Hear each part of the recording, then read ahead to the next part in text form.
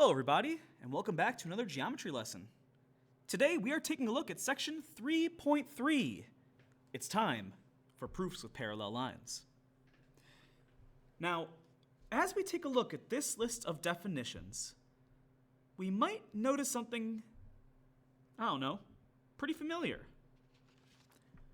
Would it maybe be more familiar if I laid these right next to them? The definitions that we're going to be talking about today are all of the converses of these theorems over here. Well, what is a converse? A converse is what happens when you flip the hypothesis and the conclusion of a conditional.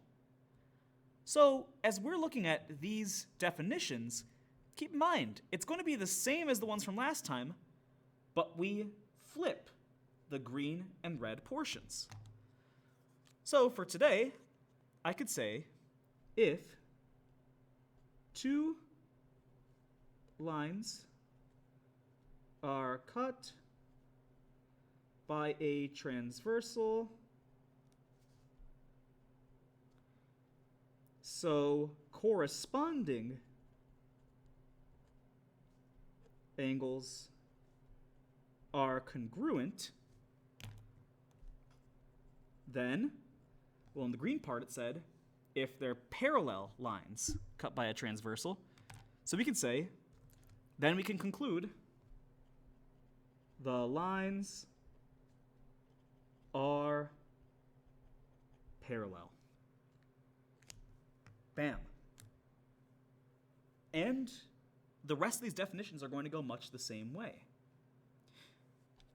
As I write up some of these definitions, you might be asking, Mr. Strager, why do we need two different definitions like this? And the reason is, we might need to find different things in different proofs. Think back to that proof that we did at the start of section 3.2. At the start of 3.2, we did a proof that showed that if these two angles are congruent, then these two angles are congruent. All we cared about in that proof was that angles were congruent. That was what we had to prove. But it's not the only thing that we might want. What if we wanted to show that two lines that we don't know are parallel are parallel? That's what these converses are for. So if the original says, oh, I know there's a parallel set of lines, so the alternate interior angles are congruent, these ones say, I already know that alternate interior angles are congruent, but that tells me the lines must be parallel. They flip-flop for a reason. So I'm going to keep talking as I write down the rest of these. However, they all start the exact same way. You have to already have two lines cut by a transversal so that the angle relation listed takes place. So for alternate exterior angles converse, if two lines are cut by a transversal so that alternate exterior angles are congruent, then the lines are parallel.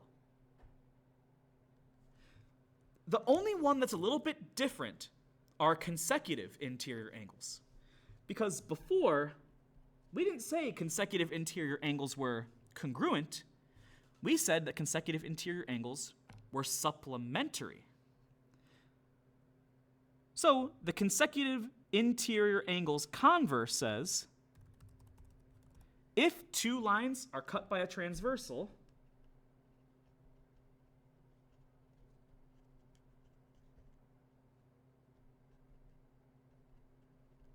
so that consecutive interior angles are supplementary,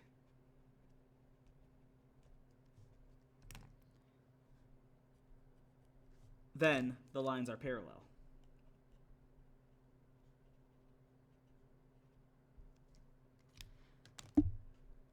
Got it? If we were looking for an example we would have the following. Here's an example, for instance, of, I don't know, let's just do the alternate interior angles converse. If we already knew that angle 1 is congruent to angle 2, then the conclusion would be that these two lines must be secretly parallel. Cool. This last definition we're going to save for a rainy day, and that rainy day will be in about 10 minutes or so. But I want us to try out examples 1 and 2. With this first one, it's not asking us to solve for x. It's saying to find a specific value of x that makes m parallel to n. This will end up resulting in the same process, but a different conclusion, basically, for the problem. So, we don't know that m and n are parallel, even though they look parallel. We need to find a number that would work for x that would make it parallel. We know that the number that would make this work is the number that makes this top measure equal to this bottom measure. Why? Because due to the corresponding angles converse,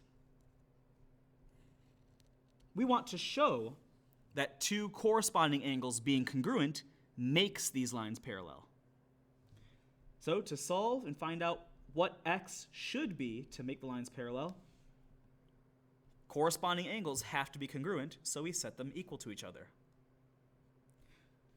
A quick solve later doesn't take much time, and we should end up getting that 20 equals x. So our answer is the value of x, if x was 20, makes m parallel to n. Let's take a look at example 2. Example 2 asks, hey, is there enough info to show that m has to be parallel to n? And explain your thinking. As of right now, we can't just say, well, they look parallel, therefore they're parallel. I might have thrown you a weird question where it looks parallel, but it's 1 degree off. To prove that these lines have to be parallel, we need to show some kind of angle relationship that proves it to us. And there's about 10 different ways we could go about doing that. I want you to pause the video and brainstorm a way that you could show that m and n have to be parallel. I'm then going to show how I did it afterwards. So pause the video and give it a shot.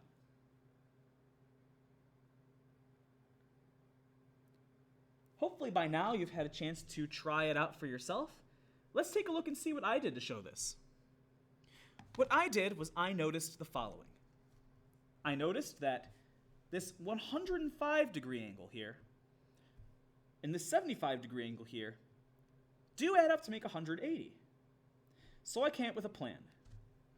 I recognized that 105 is vertical with this angle over here. 75 is vertical with this angle over here. And now, what types of angles are these? These are consecutive interior angles. And according to the consecutive interior angles converse, it says that if the two measures are supplementary, then m must be parallel to n.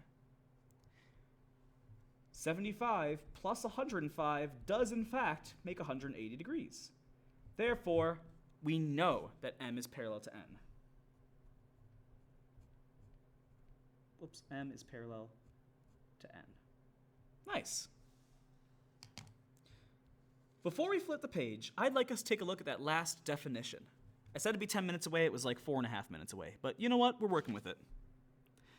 The last definition for today is something called the transitive property of parallel lines. And it works as follows. I'm going to draw a couple of parallel lines here. I'm going to say that this line, which I'm going to call line P, is parallel to this line, which I'm going to call line Q. To show that these two lines are parallel, I'm going to give them little red arrows. But then, imagine that line P didn't exist, and I drew another parallel line.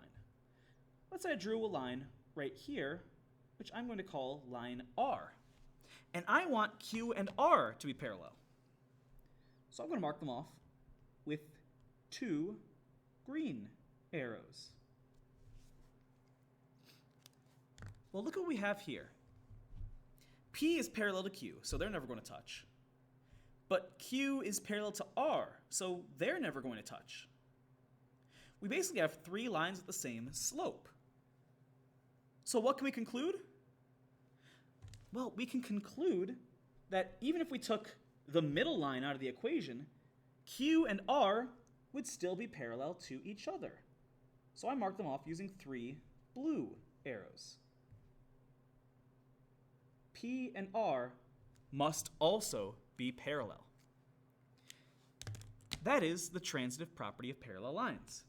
It says, if P is parallel to Q and Q is parallel to R, then P is parallel to R. Very nice. Time for us to do some proofs. So, I want you to have these on your note card. These converses and the transitive property of parallel lines will be helpful in proofs. All of them are valid reasons that we could use in a proof. Let's take a look at exercise 3 to see what we can do. Now again, I will remind you, the best way to get better at proofs is to do proofs. This proof says the following. Complete this proof without using the alternate interior angles converse. Your paper might not say that depending on when it was printed. So if it doesn't say this, add that in, that we are not going to be using the alternate interior angles converse. Why? Because we already have alternate interior angles that are congruent to each other. It'd be a 2-step proof, and that doesn't teach us anything. So here we go. Right here, we have a diagram, and we are told that angle 4 is congruent to angle 5. That's our given. And somehow, in 4 steps or less, we need to prove that G is parallel to H. Anytime you are trying to prove that 2 things are parallel,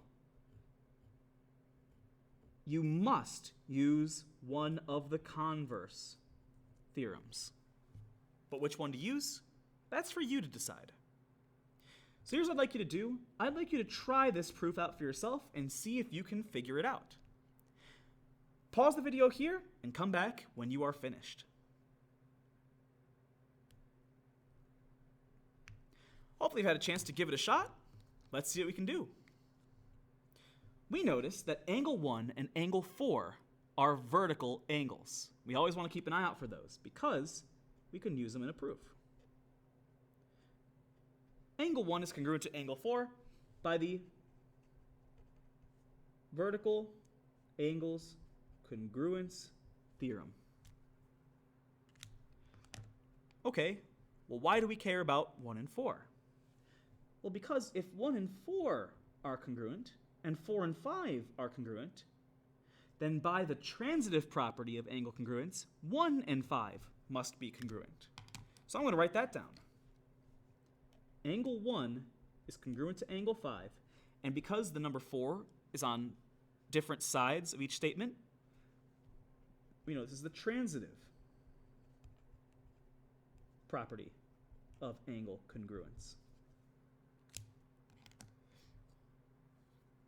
Finally, we now see that angle 1 and 5 are all we care about. 1 being congruent to 5, those are 2 corresponding angles that are congruent. And we know that by the corresponding angles converse, two corresponding angles are congruent, the lines they are on must be parallel. We have proved parallel lines using a converse. Nice. Let's take a look at example 4. Example 4 is tough. I will give you some fair warning about that. Here's what we start with, though. We start with two givens. R is parallel to S, and angle 1 is congruent to angle 3. If we look at the diagram, R and S are these almost vertical lines that are parallel. 1 and 3 are these two angles here. 1 and 3 do not have any relation to each other. But Mr. Strager, I hear you say, 1 and 3 look to be alternate exterior. They're both on the outside. Yes, they are exterior to each other, but take a look at this. Angle 3 is on lines P and R. Angle 1 is on lines S and Q. These don't have any lines in common. There's no transversal, one line cutting through two pairs of parallel lines. Because of that, 1 and 3 have no relationship to each other. So there's the trickiness of this proof. You somehow need to prove that P is parallel to Q, knowing that there's not just one transversal at play here. Here's my hint to you all. Start by just looking at the angles that are on R and S. Because if you already know things are parallel, by the regular theorems, you can show that they're congruent. So pause the video, start looking at R and S, and remember, if you already know two lines are parallel, you can find congruent angles. Give it a shot.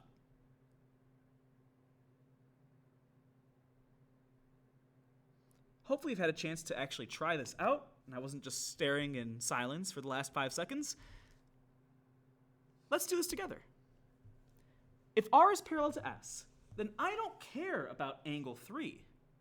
Angle 3 is just on R, but if I'm looking at R and S, there are two angles that I do care about, 2 and 1. Since we have two angles in the same position on parallel lines, these two angles are corresponding.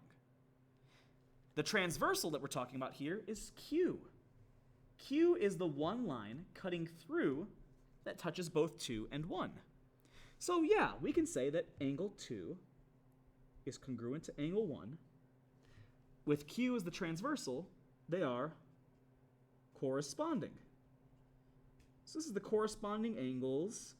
And to decide if it's the theorem or the converse, ask yourself, what did we show? Did we show that two angles are congruent? Or did we show that two lines are parallel? What we showed was these two angles are congruent. See, there's the congruent symbol. So anytime you are making angles congruent to each other, it's the theorem. Anytime you're showing that two lines are parallel to each other, it's the converse. Why does this matter? Well, because 2 is congruent to 1, 1 is congruent to 3, our good old friend, the transitive property, is making an appearance. Angle 2 must be congruent to angle 3, because 1 is in common between both steps, so we can combine them. This is the transitive property of angle congruence. You may have written angle 1 is congruent to angle 2 up here. The only change is you'd be using the substitution property as your reason. But angle 2 is congruent to angle 3. And now we come to the finale of this proof. If I'm just looking at angles 3 and 2, we have just shown that these two angles are congruent.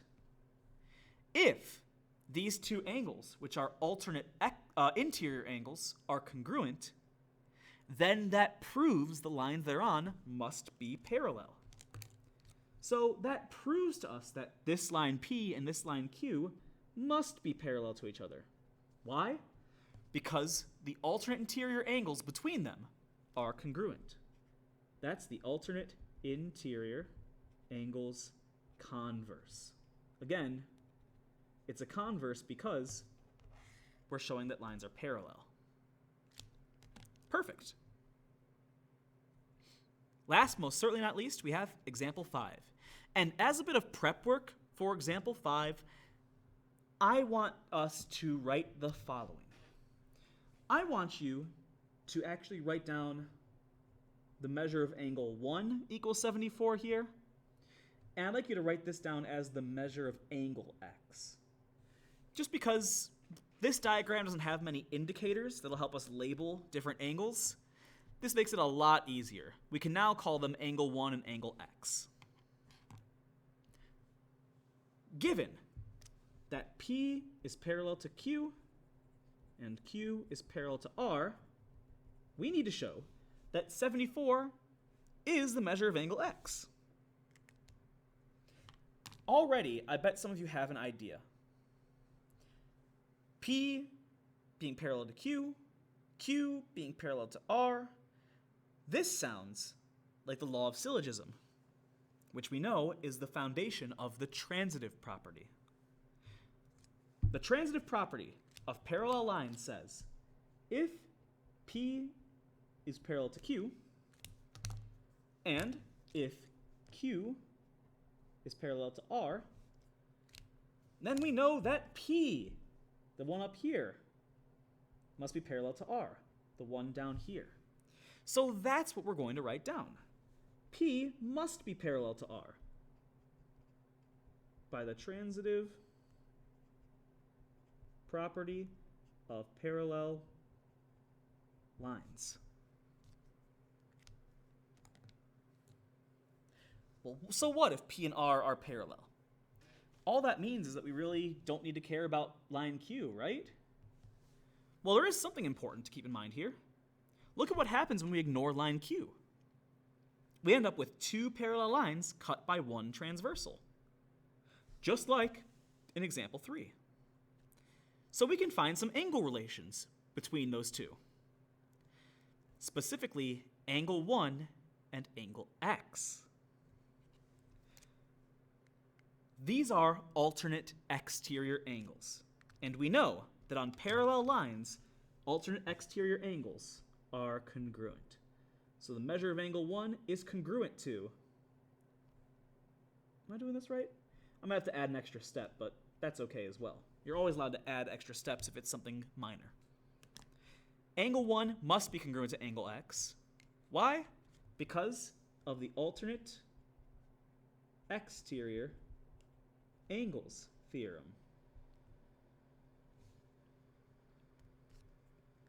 But our proof has an equal sign, not a congruent symbol.